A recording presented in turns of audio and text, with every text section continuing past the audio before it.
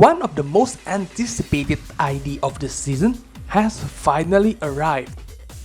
Envirus and middle team enjoyer, rejoice. Because yes, Matthias Otis is out soon, and I got a hold to the preview on her kit and numbers due to the certain someone that if I show you the profile picture, you might know this person.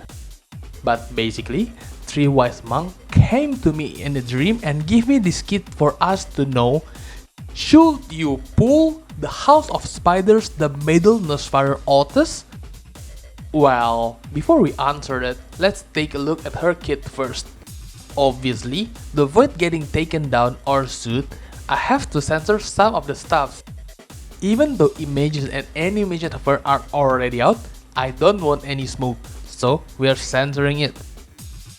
Just like the other middle members this season, she is a burn/bleed keyword identity with a sprinkle of debuffs such as paralysis, bind, defense level down, and even fragility.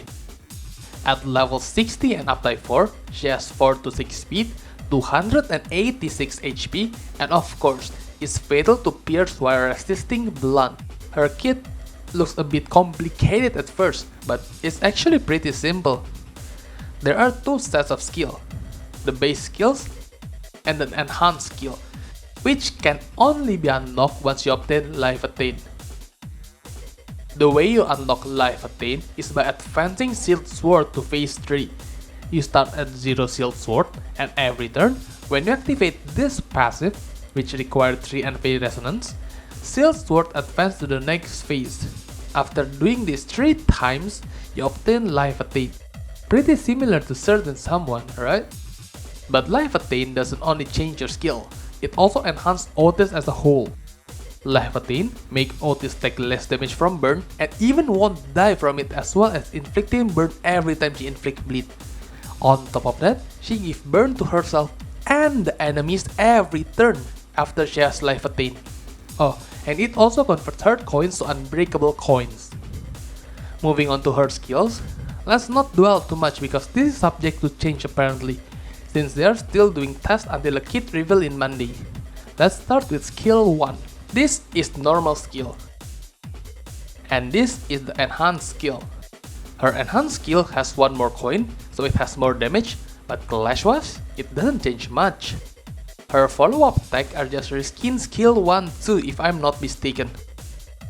Meanwhile, these are her skill 2. And this is the enhanced skill 2.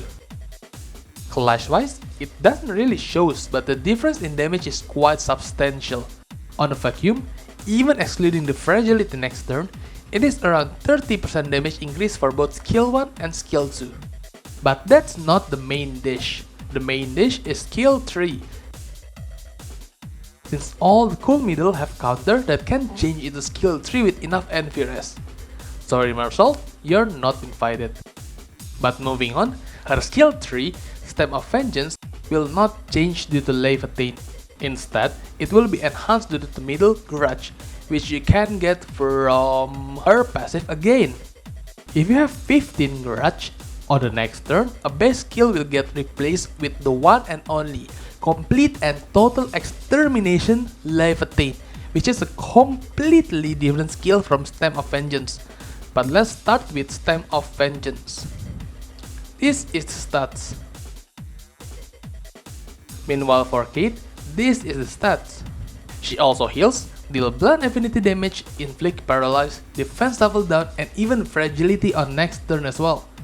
Kira Ishmael is also targeted and get hit, but it also hit the target as well. It might not shown on the video, but it will be, trust. But if there's Kira Ishmael and she has lower HP than the threshold, which I think last time it was tinkered, it is 25% HP, she will do another skill instead and will straight up kill Kira Ishmael to deal insane amount of damage to the enemy. After all, a little sacrifice ain't a thing if it's for one of us. Let's move on to her defense, which of course is a counter. I don't think I need to talk much here since it usually will be her skill 3 anyway, right? You just need to know that she will heal SP for up to 7. Then let's move back to the Grudge, since I'm still holding him. Since Kate requires 15 grudge and will spend them all, you will gain 1 vengeance tattoo, Great Sister stack. Or you could kill an enemy with vengeance mark, but that's not fun.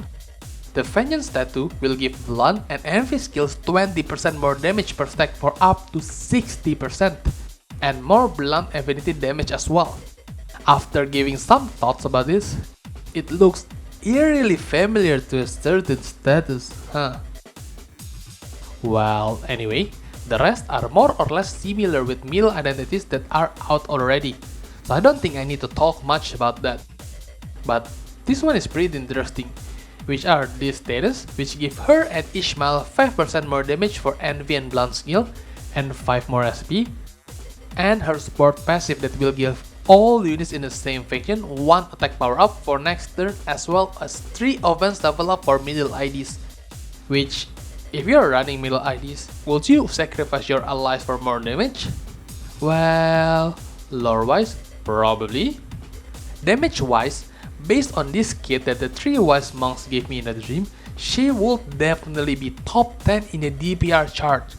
Since not only her skills has quite high offense level, she got boosted by it as long as Envirus is activated as well in nearly all of her skills, which boosts her damage to a significant level. On railway and story content, I think she will be a game changer.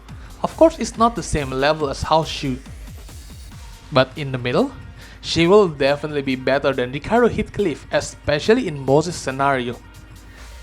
On Mirror Dungeon, middle teams are already crazy strong, and with her, middle team can not only be just bleed keyword but also burn, which will boost their damage even further.